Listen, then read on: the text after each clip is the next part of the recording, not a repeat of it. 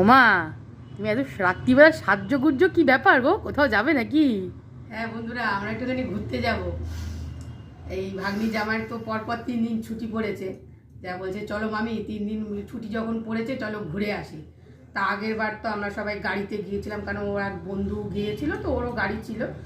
সে এবার আর যেতে পারবে না, সেই কারণে ওই জন্য আমরা এবার আবার অন্য আরও অনেক লোক যাচ্ছি। আমার ভাসুররাও সবাই যাচ্ছে।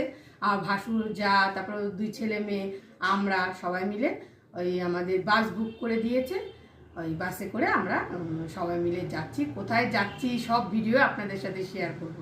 এই এখন একটুখানি নেল পালিশ নেই বলছি, বা নেল পালিশ পরো, তাই নেল পালিশ পরে ওই এখন ব্যাগটা অনেকটাই শুধু আমি বলিনি, বলো মৌদিদি ফোন করে তোমাকে বললো। সে তো ঠিক আছে। তা ওই নেল পালিশ পরে হয়ে গেলে তাই ব্যাগটা মেয়ে অনেক মানে প্রায় গুছিয়েই ফেলেছে। বলছে মা তুমি একটুখানি তাও দেখো কিছু বারটার চলে গেল নাকি। তাই এবার একটু ব্যাগটাকে দেখে নেবো কি গোছানো। কাল আমরা বিকালবেলায় বেরোবো। হ্যাঁ, সেই কারণে সব রেডি ফেডি করে নিচ্ছি যাতে কিছু পরে না থাকে।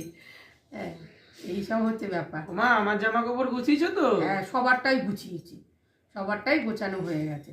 ওই কিছু কিছু বাকি রয়েছে। তা ওই কালকে বিকালে বন্ধুরা হোম ডেলিভারি করে তারপরে 6টার সময় আমরা 6:30 নাগাদ করে বেরিয়ে যাব। আর যারা রুটি নেওয়া তারা বলেছে আমাদের 5টার মধ্যে রুটি দিয়ে দিলেই হবে।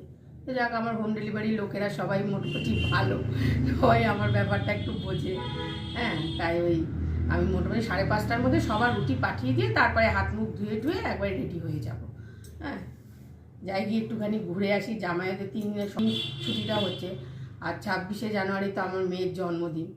তা এবার তো আর ওর বাবা চলে গেছে, এবার তো আর জন্মদিনের কোনো করবো না। তা ভেবেছিলাম যে আমরা 26 তারিখে চলে তো আসবো। ওরা আমার ভাগ্নি জামাইরা 26 তারিখে চলে আসবে, কারণ আমরা যেহেতু বাসে আসছি সেই কারণে আমাদের আস্তে আস্তে 27 তারিখ হয়ে যাবে। এই হয়েছে ব্যাপার।